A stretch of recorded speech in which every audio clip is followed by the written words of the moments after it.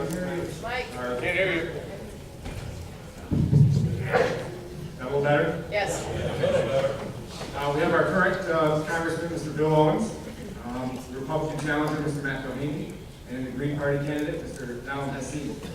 While we were doing the assembly debates out back, the candidates drew the order of names, and for openings, we'll keep the same order we did for the assembly races.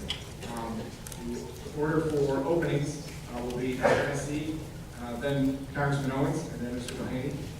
Mr. Hesse, the floor is yours for 3 minutes. Thank you for doing this event for us. It's just so wonderful that the Adirondack Regional Chamber would do a major candidate forum like this. Mr. Owens, to support a guy in this. Mr. Borowski, thank you so much for making this possible. It's my premier campaign event. I call my campaign the Love the Earth, Protect the Earth, Change Everything campaign, and I call it that for a reason. I believe if Americans begin to feel this strong love of the earth, they'll want to change everything. There has been such a long history here in our beautiful country, this great America that we have, and there have been things done, inadvertently, largely, but still, we weren't really very loving of the earth, and many things that have transpired through the history of America, and it's a wonderful time now, right here now in 2012, to really start, just asking ourselves deep in our heart, say to ourselves, do I love the earth? I see it as our mother. The earth is just so providing of all that we need.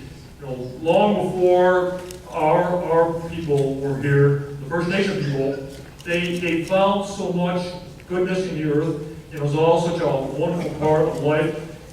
And I'm thinking that there are many ways in which, if we would begin to feel this love of the earth, we would truly adopt some of the ways of First Nation people.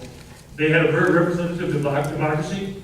They had this idea of, for the seventh generation, always do things that are going to be good for the seventh generation. There's so many things about the First Nation people that I think that we need to adopt.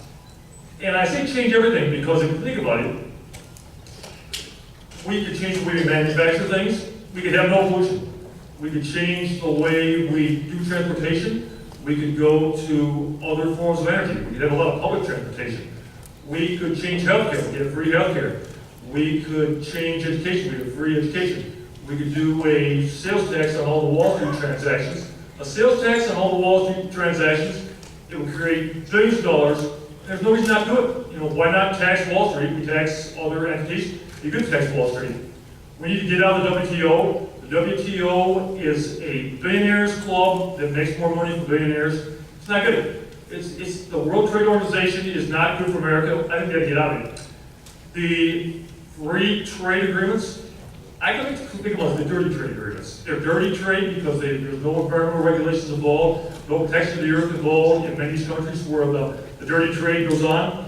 We're basically selling American jobs to China, where there's no environmental protection at all. And there are also these very unfair trade agreements because they're harming the workers, no worker protections. I believe that if we do the right thing for the earth and the people of the earth, not just, it's a global economy, a global world now, do the right thing for everybody, it's going to be good. Thank you.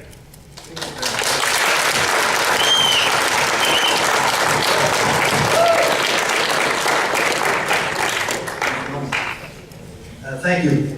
First, thank you all for coming tonight. Thank you to Don and to Matt for joining us up here, and certainly thank you to the Chamber.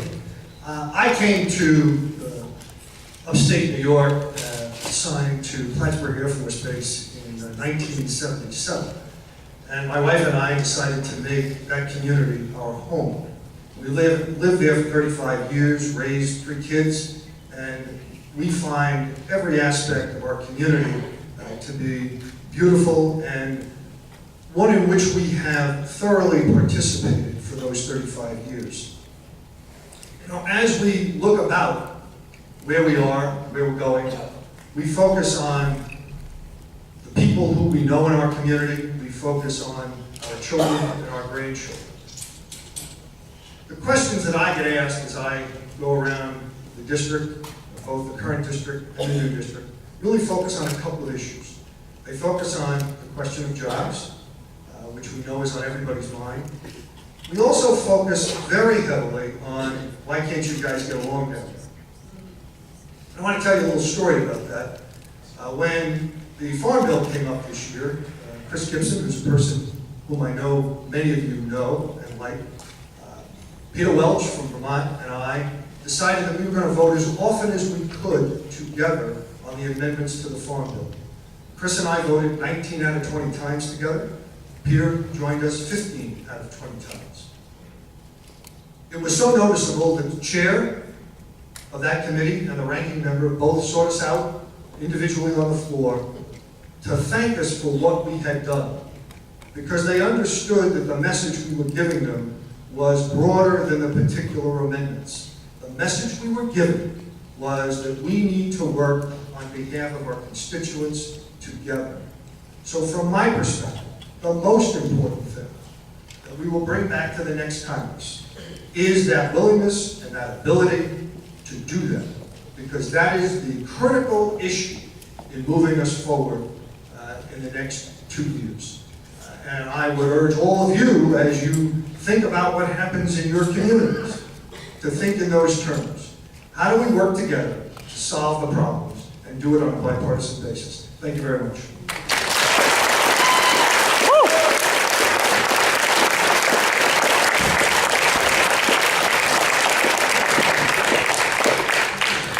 Good evening, and thanks for this opportunity to be here. First of all, I want to thank our moderator, Mr. Fuller. Appreciate your time, and thanks for my fellow candidates, Mr. Hessig and Mr. Owens, for becoming available here. And certainly, then we can all thank the Adirondack Regional Chamber of Commerce for putting on this event and giving us and giving all of you the opportunity to be here to exchange ideas and to talk about the future of our country. And when it comes to the future of our country, we hit a challenging patch. When we have unemployment, where folks are just flat out of work, not making as much money as they used to, not really feeling terribly good about the future of the country. And unfortunately, the data backs us up, where you have national unemployment over 8%, state unemployment over 9%, and right here in this district, almost 9.5%, getting to 10% unemployment, with some counties having 11%. And if that's not bad enough, you look at what's going on in Congress. They don't even work with a budget. Mr. Owens and his friends in Washington, they haven't passed a budget in years. I mean, I don't know what family, I don't know what company, I don't know what institution can actually function without actually having a budget. And I think that's what affects sometimes people's perception of Congress. And then lastly, that feeling of, are we going in the right direction? You know, why are we only growing at less than 2% in terms of the growth of the economy? Why do things seem stagnant? Why are my wages not going up? Well, I think we need to send a fundamental signal to Washington and say we need to go in a different direction. And look, I'm here to tell you, as someone who grew up in the North Country, who believes in free enterprise, that we can fix this. We can get the country back on the right direction. But it's going to take business people like myself. Look, I've been in the front lines of capitalism. I've turned around businesses. I've taken on huge challenges. And it really starts back, you know, as someone who grew up in the North Country, way up in a little village of Alex Bay, with only thousands of us. You know, I grew up knowing hard work. Thought my dad go to work every single day, crisscrossing all over the North Country. And we didn't go out to eat. We scrimmed for pennies. I played football and hockey. And that's how I was able to get myself some scholarships and a heck of a lot of loans to go away, get educated, and eventually end up in my business career working to turn around troubled companies. That's where I've got the wealth of experience that I think that Washington sorely needs that can provide. Because when you think about the challenges, you think about what direction we want to take, I mean, certainly we need bipartisan, but we need strong leaders to understand, you know what, we can't spend our way into success. We can't continue to go ahead and tax job creators. We can't go ahead and make the business climate and the conditions on the ground right here in the North Country more difficult, and then wonder and scratch our head, well, why aren't there more jobs? Why aren't we doing better? So I have a clear message. I'm going to work tirelessly in Washington if you're so kind to send me there in January, and I look forward to this debate. Thank you.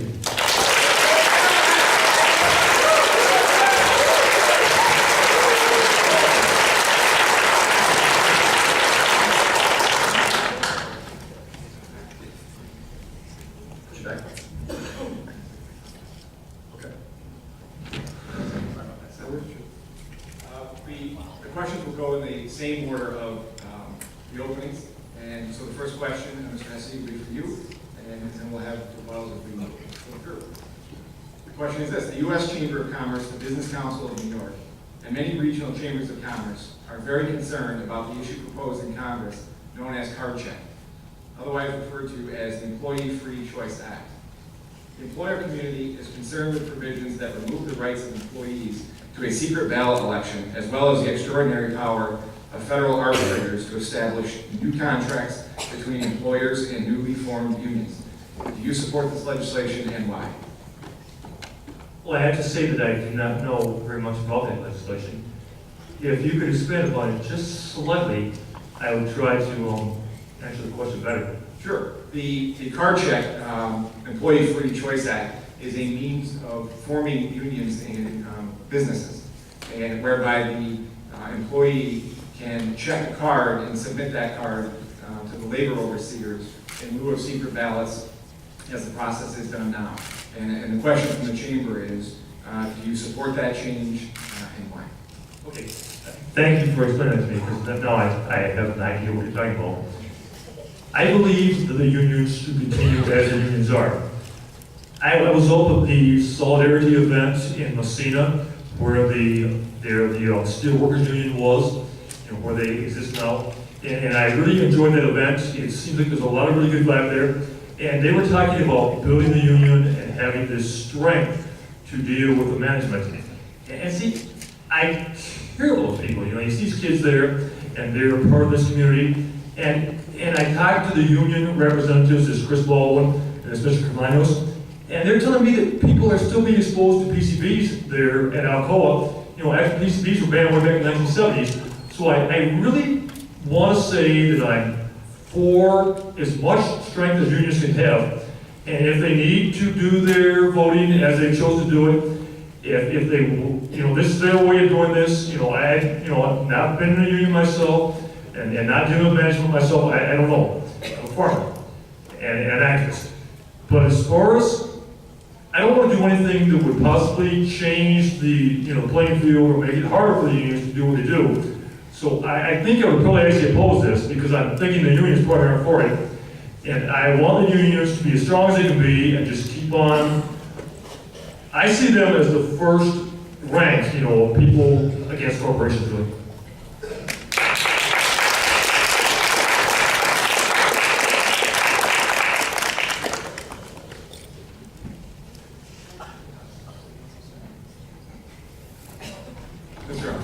He did not slip me the answer.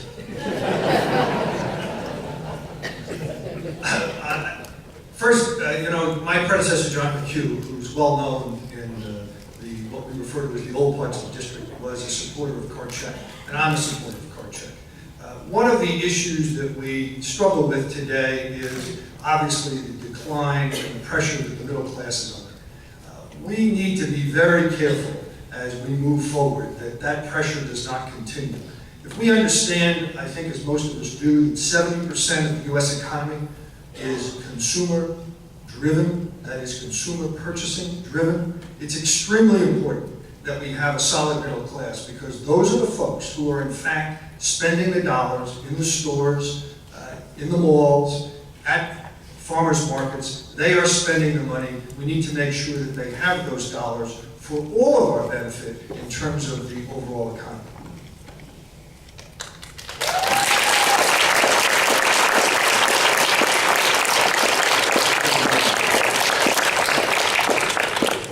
First of all, I'd like to publicly acknowledge and thank the National Chamber of Commerce, as well as the small business leadership, the National Federation of Independent Businesses, for actually endorsing me. And I think they endorsed me for a lot of reasons, and one of which is my answer to the question, which is I'm against card check. And the reason I'm against card check,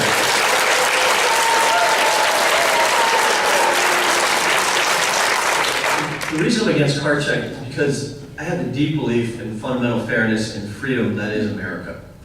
And when you go ahead and remove the secret ballot, when you go ahead and try to change the rules to go ahead and influence an outcome, whether it's to organize or whether it's for an election for city council or anything between, I just think it's fundamentally un-American. Certainly, we have the freedom to unionize, and we can have a fair up or down fight, but to go ahead and change the rules, and really at the end of the day, card check just simply change the rule where you just go ahead and not in a secret ballot, but an open meeting, just check on a piece of paper fundamentally changes that balance. And again, when you talk about the middle class and job creation, you need to go ahead and have rules on the ground that actually don't inhibit, don't slow the small business people down. I've been on several hundred businesses all over this district, and I can tell you, all the small business people say, you know what, you better not be for card check because that would really negatively affect my business. And I assure them, and that's part of the reason why I'm endorsed by the National Chamber of Commerce, and I'm proud to be that. Thank you.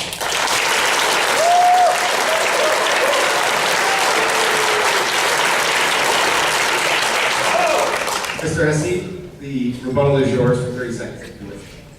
I'd rather just, go off the questions, so there's more questions. I don't have any negative to say about them. We can do that. The next question, the answer will start with Mr. Owens.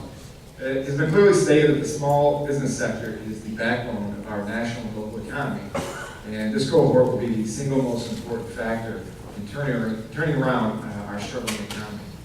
The majority of businesses in the 21st Congressional District are small businesses with less than 10 employees, with many being family-owned businesses that are the economic strength of their local communities. What is the one issue that you will champion in Congress, if elected, to help these local businesses succeed, grow, and thrive? What I hear as I travel around is that for many of these businesses, the area that they're having the greatest amount of difficulty in is finding skilled employees to fill vacant positions. There are over 3,000 vacant positions in the New York 23rd. There are over 3 million nationally. And the issue that I hear most often is the question of what are you going to do to help us fill those programs? What we've been doing is looking at a couple of things. We've been talking to the workforce investment boards throughout the district to find out where the job openings are, what are the skills that are needed. We're talking to private groups that have training programs. We're talking to large numbers of employers who are giving us the necessary information. But the focus there is clearly on getting those jobs filled. If you did that, you would bring down the unemployment rate by more than a full percentage point. So the focus has to be on what the small businesses are telling us the need is, and then working with them to fill that need, which, from my perspective at this point, is those lacking in skill sets. And one of the areas they talk about quite a bit, obviously, is kids graduating from high school and not having the necessary skills to work. If you go through almost any plant today, you will see a piece of equipment that is largely either operated by or controlled by computer capacity. That means that that individual has to be able to manually work the machine, but also has to be able to understand computer technology sufficiently enough to manage, if you will, that piece of equipment. So, from our perspective, what we need to be doing is making sure that the schools are producing the skill sets and that the colleges and universities are doing the same. Thank you. Mr. Doheny? Thank you. I spent the summer, we started off saying 50 businesses and 50-day jobs towards it. Go on, crisscross all over this vast district from the Adirondack, some here in the Capital District and the North Country. It turned out being over 100 businesses. And the one area that I heard time and time again, almost to a person, to a small business woman or man, is just the out-of-control regulatory state. And I pledge to all these people that when I go to Washington, I want them to know that I will think about things in their shoes. I'm a businessman, I understand. But when you think about a pharmacist who has 15 people in a shop, a fellow who's got a auto body dealership and repair shop with 6 people. And they continue to tell me story after story of how Washington has just run amok with regulation. And so one regulation and one bill that I would be a champion of, and unfortunately my opponent voted against, is what's called the REINS Act. And the REINS Act very simply changes the regulatory dynamic. What it says is that any bill that's going to go ahead, or regulation that has an impact of more than $100 million on the U.S. economy, has to go back to Congress for an up or down vote. Common sense, very simple, and puts the elected representatives in the front seat at the driver's wheel to make sure you either agree or disagree with the regulation. Unfortunately, my opponent voted against that, because this is how we take back the regulatory state. Whether it's the storage from the farmers in Easton with the EPA, or folks in Broad Alban with the Department of Labor. Unfortunately, that's what slows down job growth and basically kills the spirit of people who should be creating jobs that we want and so desperately need. Thanks.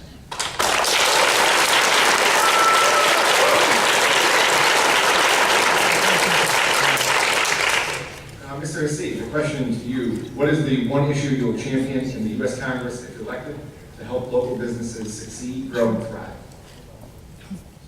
Well, it has to be one issue. I would say get out of the WTO.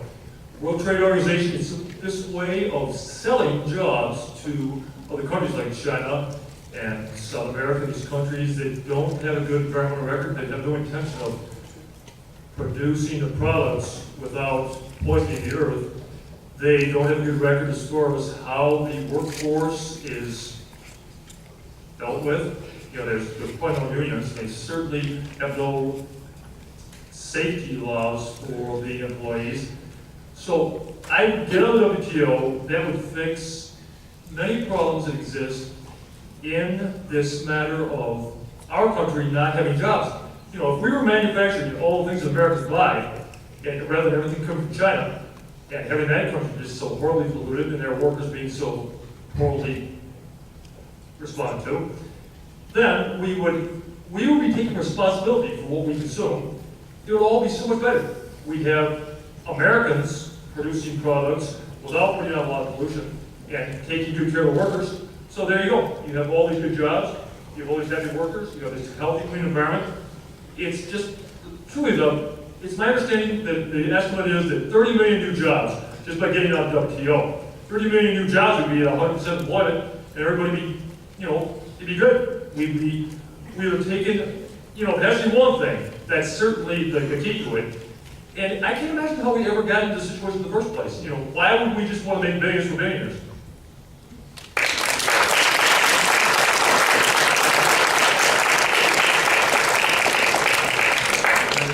30 seconds, sure. Thank you. We've worked very hard on regulatory issues. We've worked with farmers on milk spill issues with the EPA, with farm dust with the EPA. We've also worked with NAM on having OSHA withdraw a regulation that was going to greatly increase their costs related to noise. We focus on this a great deal. We take a very pragmatic and practical approach to try and resolve what I consider to be, in many cases, silly, if not impractical regulations.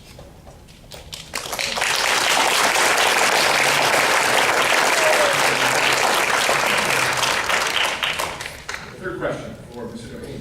The 21st Congressional District is home to an increasing number of high technology firms that bring with them the promise of a vibrant regional economy. If elected, what specific steps can and will you take to help us expand this economic sector and eliminate proposed excise taxes on high technology devices? One of the very exciting opportunities, certainly in this area of our district, is just that we have the growing manufacturing, especially in the high-tech world, that's unfortunately got a body blow when Obamacare was passed 2 years ago. And specifically, these are the medical device companies that are right here in Warren and Washington counties. And part of how Obamacare was financed was a 2.3% excise tax on medical device manufacturers. Now, excise tax, these are taxes that get paid off of the revenue. Not if you make a profit or not. This is no matter what. So even if you don't make any money that year, you're still going to pay taxes, in some cases tens of millions of dollars. That's the first thing that needs to go. And so again, when you think about those types of bills, you have to read all the legislation, understand how it's going to impact the people who are entrepreneurs who are growing. Now secondly, we want to go ahead and create the vibrant environment right here in the area to go ahead and increase. So let's remove the hurdles, let's remove the obstacles that unfortunately my opponent voted for with Obamacare, but also some common sense measures to make sure that we're retooling with community colleges so that those entry-level jobs, whether it's Global Foundries or over with Delcath or a lot of other firms that are growing in our area here, that they can go ahead and have the skills and technologies right from high school, whether it's through BOCES or community college, to go ahead and be able to be part of this new, very exciting wave. But on top of that, and this goes to a point of immigration, Matt, where we want to make sure that people who are entrepreneurs who go anywhere, not only in the country, but the world, come right here. We have a lot of terrific schools all over this vast 21st Congressional District.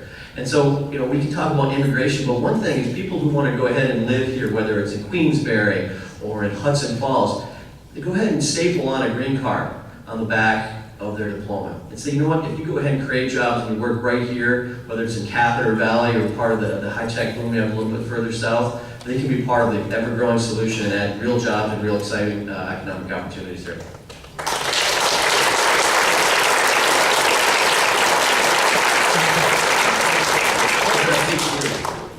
I think the best way to move forward on high-tech is to get high-tech about our transportation and our energy uses. I really feel that it's a mistake to go for these last 30th of the fuels, the tar sands, the shale gas, the shale oil. I'm totally for banning all that activity and going forward with wind power and the solar power and the hydrogen power. I don't know a whole lot about hydrogen, but it certainly sounds good, this thing of not putting out any pollution when you're doing your energy thing. So that's very high-tech, and the only way to get into that high-tech society is to have free education. So that anybody that wants to become a part of this very well-educated, high-tech kind of world would have the ability, just get it. My dad was a Navy veteran from World War II. He got the GI Bill. The reason that he was a federal veterinarian, worked for the federal government his whole career, it was because he had a GI Bill. And I think that there's many people who would like to be a part of the high-tech world, but they can't be that because they don't have any way of getting there. So they need to have free education. I think they have free education. We have free education in kindergarten and grade school and high school. What's wrong with having free education in college and graduate school? As far as people want to go, that just turn a lot of people loose on a great high-tech kind of career. There's other high-tech matters. This thing of health. We could do a lot more high-tech in health. I think we should build about 300 new medical colleges. There's a shortage of doctors, build a bunch of new medical schools, and then get them going to high-tech. There'll be all kinds of jobs for these people that are doing this medical devices work.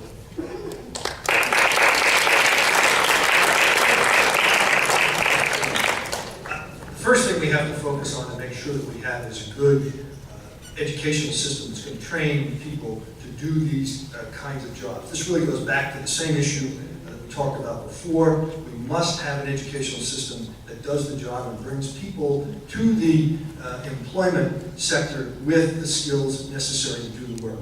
So clearly, we need to make sure that the high schools, the grammar schools, the community colleges, the tech programs are in fact supplying the right type of education to the students so that when they come out, they're prepared to do this work.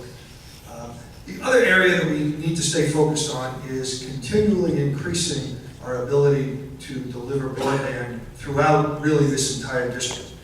As you know, there are many communities that don't have broadband available, or at least not at an appropriate level. We have many people who would like to continue to work here, whether that's a couple of days a week or whether it's full-time. We have lots of colleges and universities that are producing products that need to be commercialized. We want to commercialize those products in our communities. Those are the ways in which we can support high-tech activity, and I think this is the direction we should be going.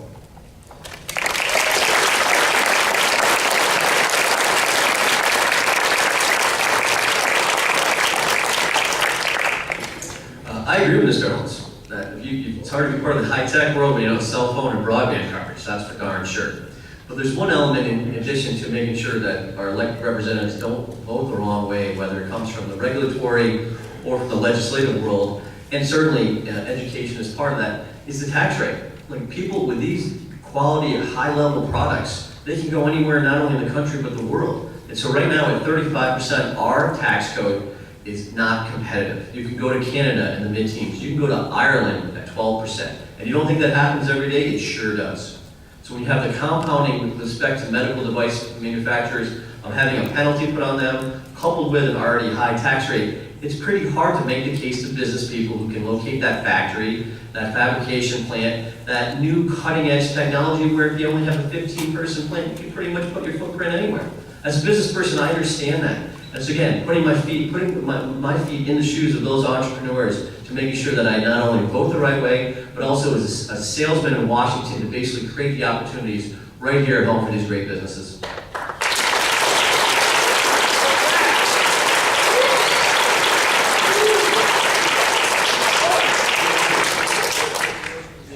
question, we'll start with Mr. S.C. The agricultural sector is a critical component of the economy and quality of life throughout the newly formed 21st Congressional District.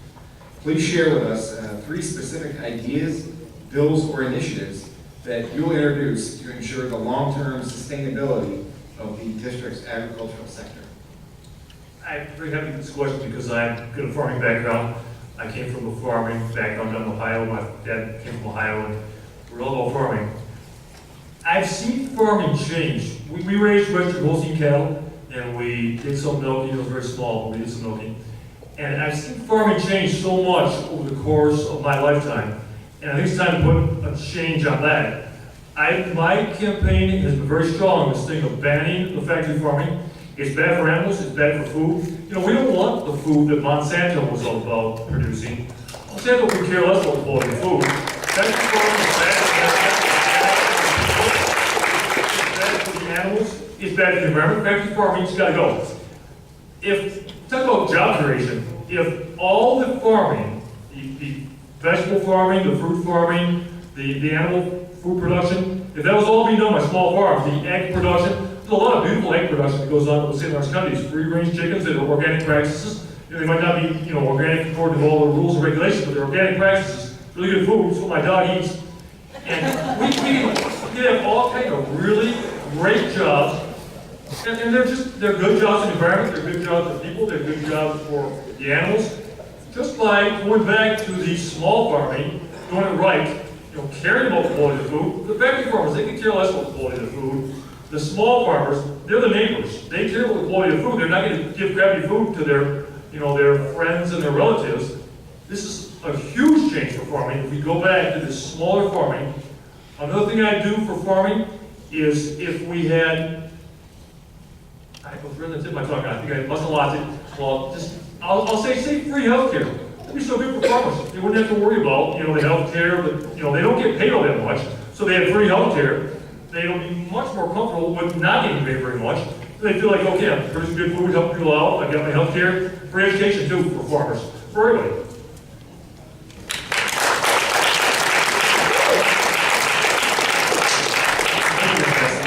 Mr. Owens, a question for Adam. That was 3 things, correct? It was. Pass the farm bill, pass the farm bill, pass the farm bill.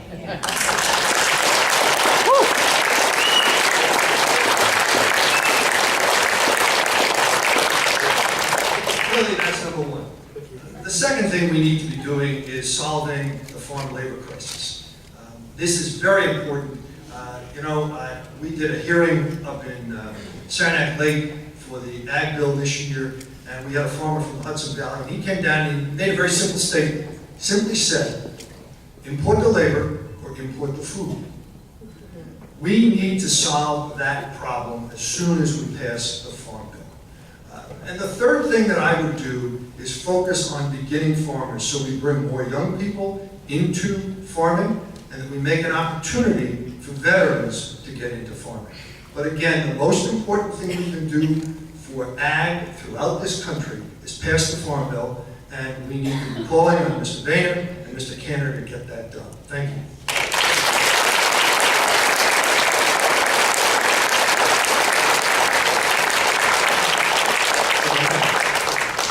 Well, I certainly agree that we need to pass a farm bill to give our farmers all over this country and in our district the certainty to understand what the rules and what the process and legislation would be like. And I certainly equally encourage you to ask your leader, Nancy Pelosi, to support the bill as well, Mr. Owens. In addition to that, there are 3 things that I will be focused in Congress on. Number 1, when it does come to labor, Mr. Owens is correct. We do have a challenge there. But I do have a plan. We need to change the H-2A program to make sure that not only on seasonal, but we actually have 3 to 5 year duration where people can come work on the farms, work over in Easton, work in Jefferson County down in Adams, and actually, so farmers, just like any other small businessman, know that over the course of the 3 to 5 years that they will have, that they know that their labor needs are taken care of. So I have a plan, and I will do whatever it takes in Washington to make sure that's enacted. Number 2, a little bit more specific when it comes to our friends in the dairy, that we have to make sure that milk prices are transparent, and then we have to consolidate the 4 classes of milk into 2. I think we can get better pricing and more information to our farmers so they can go ahead and control their flow. And then lastly, we have to get the out-of-control regulations under control. When the actual discussion point, is, can my son or daughter growing up in high school work on the family farm, you know the regulatory regime is out of control. We need to have common sense in Washington, and I vow to all our farmers that I will be that voice in Washington for them.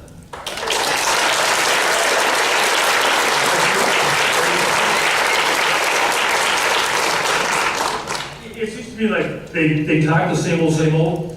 It's just this thing of, we might just finesse this, and we might make some small changes. But see, they're not getting at the underlying problems in agriculture. The underlying problems in agriculture is that it's been pushed by the corporations to become too big and too much about, it's like they're trying to make agriculture be like a big corporation, just all based on this business and these matters. And it's not like that. I know farming. It's about the weather, it's about the animals, it's about the land. Farming is never going to be like that, and so their solutions are not going to work.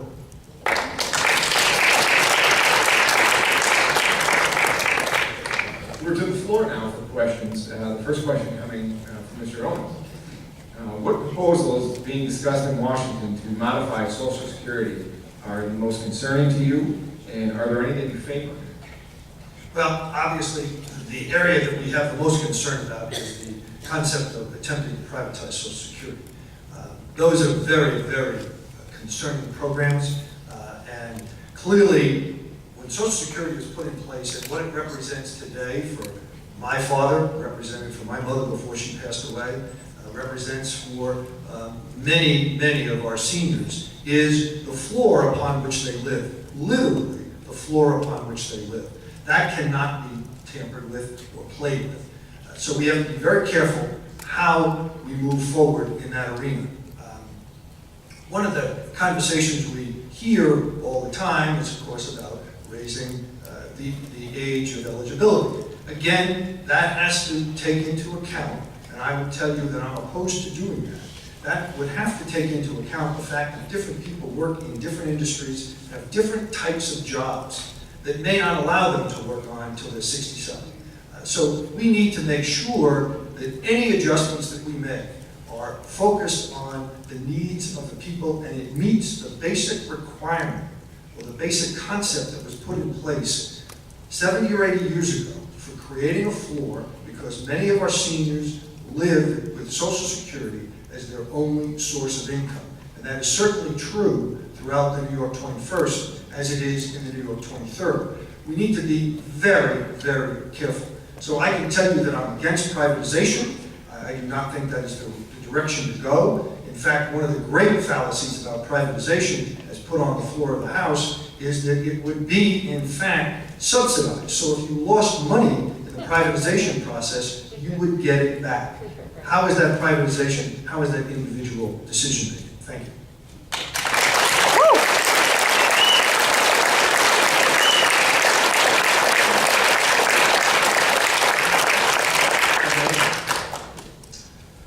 The thing that I'm most concerned about when it comes to the discussion and the opportunities and the challenges when it comes to Washington with Social Security, the thing that I'm most concerned about is doing nothing. That right now, Social Security is going to become insolvent within my lifetime, 22 to 25 years. And unfortunately, you don't hear any solutions coming out of Washington. My opponent, Mr. Owens, just gave a nice answer, but he didn't tell you how he's going to make sure that it's solvent as people my age grow into Social Security. And that is the biggest concern. We can't duck and put our head in the sand and say these things will go away. That's how we get into the fiscal crisis we're at right now, where we have almost 10% unemployment, where we as a country have $16 trillion of debt. We have to face these large challenges and take them head on. And so for me, we will extend the solvency by decades, if not a full half century, by doing 2 common sense things. Number 1 is that we need to go ahead and extend the age where people start getting Social Security. Look, when Social Security was passed in 1935, it was never meant to be 20, 30 years. People like my mom on Social Security, I can't imagine, that was the intent of FDR and people who passed it. You go ahead and phase it in over time. For people my age to go from 65 to 67, you will make a huge improvement. And secondly, income adjust. Like, people who are making millions of dollars, they don't count on Social Security like my mom or other people who that's how they live. And so those two changes will make actually make sure Social Security stays here. You cannot ignore the problem. We need to make Social Security better rather than make it worse so that we can, like so-called afford it. We can afford Social Security. There should be a $1,500 minimum check coming in the mail for those who are on Social Security. That's not very much money. And elder care is very important. The old people, they work so hard, they took care of all of their kids. They should not have to suffer when they're old. And I'm all for improving Social Security, and we can do that. We can improve Social Security. If we had an all-defensive military, we wouldn't have the huge military we have. We wouldn't get all these wars. We're wasting billions of dollars on wars we don't need to have. These wars are about things other than what's good for America. They're what's good for corporations, not what's good for American citizens. To be out of these wars, we should have an all-defensive army, all-defensive navy, all-defensive military. You go that route, you're going to save a huge amount of money on military spending. You tax Wall Street, tax all the derivatives, tax all the default credit swaps, tax all this BS, and you're going to start making a lot of money. We'd have all kind of money for taking care of the old people the way they had to be taken care of. And what's wrong with just building the economy by getting down to WTO? I haven't heard a word about this from these guys.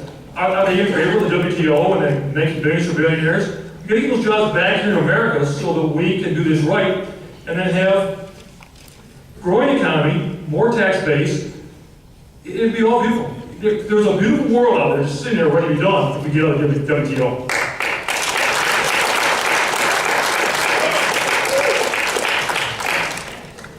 The next question that came from the floor, we'll start with Mr. Doheny. Not likely a surprise topic, the Affordable Care Act. Provisions within the Affordable Care Act are about to be implemented, and some projections from the Congressional Budget Office are showing cost increases versus decreases to health care for business. What is your position on the Affordable Health Care Act, and how do you see changes coming? I want to repeal and replace Obamacare.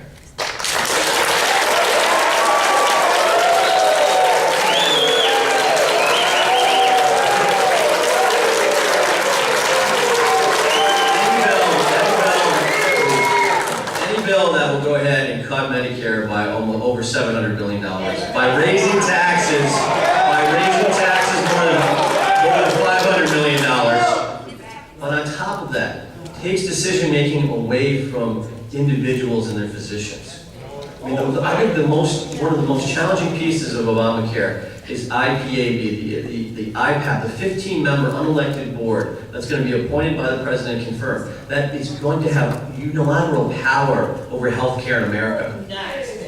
On top, it is going to have unilateral power over America to the point if you actually read the legislation,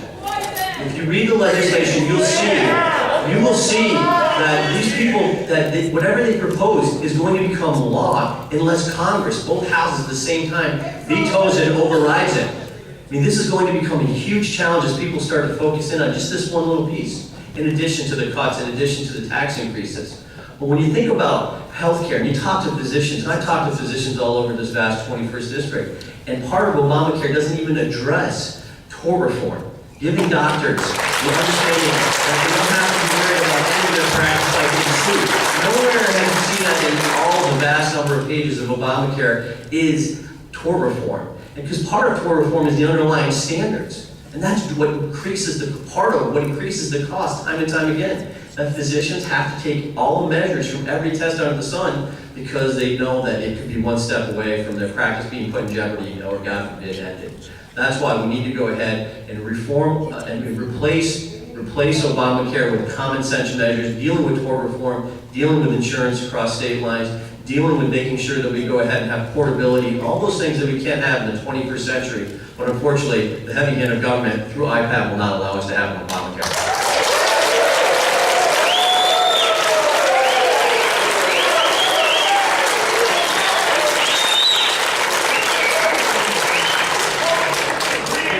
If we could, just before Mr. Hassim starts, I understand it's a very contentious issue, but we owe these three gentlemen up here a great deal of respect for being up here and answering difficult questions. So if we could just hold the applause until they get done with the answer, we'll maybe be able to fit a couple more in. And with that, Mr. Hassim, on the question of Affordable Health Care Act. The Affordable Health Care Act is a good step in the right direction, but it's not nearly enough. There's no reason why our country can't do as good as Mexico does. Mexico has free health care for its citizens. The United States of America is going to have free health care for its citizens because that's what the people want. I guarantee you, in the days of Occupy Wall Street, there's going to be free health care for Americans in no time. It's got to be.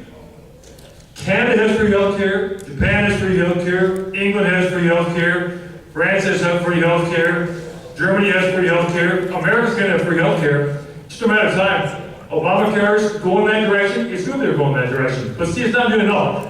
I was talking to a young one at St. Lawrence University. This is a private college girl. She's so passionate and so hurt about her mother having MS, diagnosis with MS, multiple sclerosis. You know, disease that people don't understand. Her mother just got us out of the blue, and then they're spending $50,000 and all these co-pays, you know, in the Affordable Health Care Act. It's not affordable. She knows it's not affordable. I know it's not affordable. Everybody out there in that audience knows it's not affordable. We need to have free health care like the other countries have. Free health care is wonderful for small businesses. It levels the playing field. It makes it so the businesses do not have to pay the $9,000 or whatever it is to have health care for the employees. The employees got it, you know, and then the money that the employer will be using to pay the health care of the employees, they can invest in the business. This is so much better way of going about this. You know, Bannock has a start, but we're going to free health care.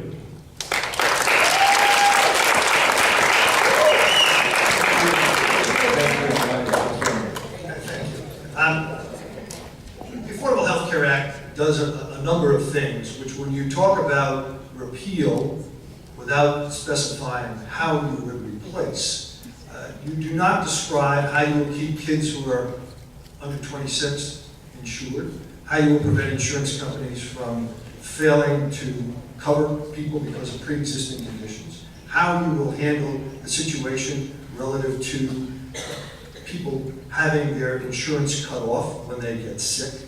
These are all realities of what has happened. Those are not government decisions, those are insurance company decisions. So we have to be very careful if you want to move in that direction, if you're going to be specific. Now, you know, there is tort reform programs that are in the Affordable Health Care Act.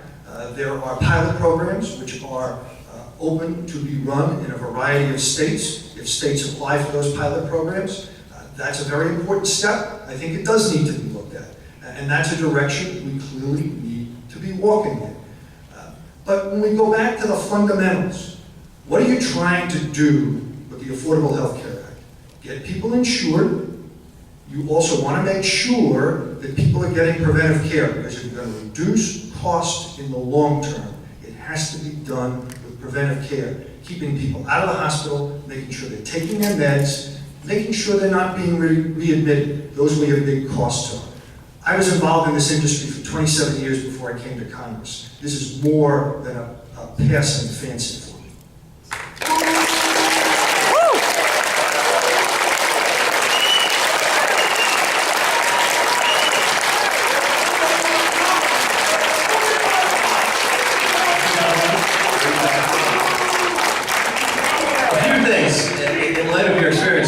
That you do know that there's a thing called a guaranteed benefit. So when you talk about pre-existing coverages, that's already taken care of in New York State. Number two, look, I agree. Part of some sensible reforms that, you know, having folks instead of 18 go up to 26 to be covered is fine. But at the end of the day, what's going to happen is very simple.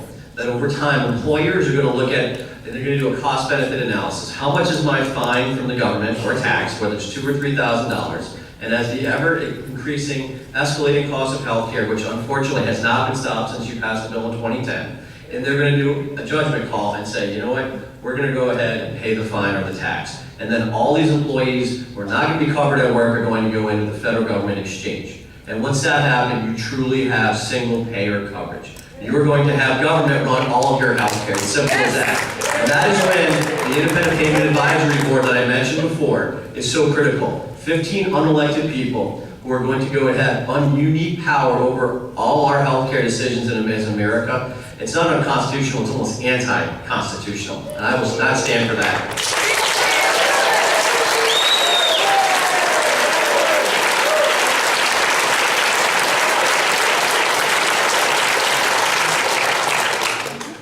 Thank you all. We do have time for one last question, and came from the floor.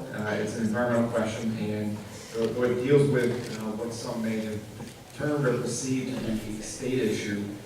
Particularly in New York, it's kind of crossed borders. So I think it's a good question, and we'll close on that. And it deals with fracking. And the question is, so far it's been a state local issue, but do you think there should be a national policy on it related to water supply and cross-state boundaries? Mr. C. I'm for, and I work very hard because they were elected, and I won't get elected now, but I'll bet you by 2020 I do. And in 2020, if there's a ban on the hydraulic fracturing, there certainly will be, once I get in there. I'm for banning hydraulic fracturing, let me roll that back if I can. I'm for banning the extraction of shale gas and shale oil. I was out in North Dakota this spring. They're fracking for oil out in North Dakota, and they're ruining that place. It's a beautiful farmland. It's not going to be once they're done with it out there. There's so many fracked oil wells in the state of North Dakota. They're going to do it in Montana. They're proposing to do it on the Blackfeet reservations out in western Montana. This is horrible. Our country's got to get a handle on this. And I was just reading a newspaper article saying that the federal government is really where this came from. This wasn't cooked up by the corporations. This time, it's the government that drove this so fast, out of control fracking, out of control extraction of shale oil and shale gas. Out in Utah, I believe, they're starting to do tar sands mining. Our country should not be about using the dirtiest energy that's possible. We should have learned that lesson with coal. This is time for a new look at energy. There's no reason why a combination of conservation, residential solar, residential wind, maybe a little bit of corporate wind, but I don't like it. It ruins you can't tell me you can connect with nature if there's all those huge windmills standing up over top of you. This place is ruined. We can do this without ruining nature. Start feeling love of nature in your heart, and we'll do it.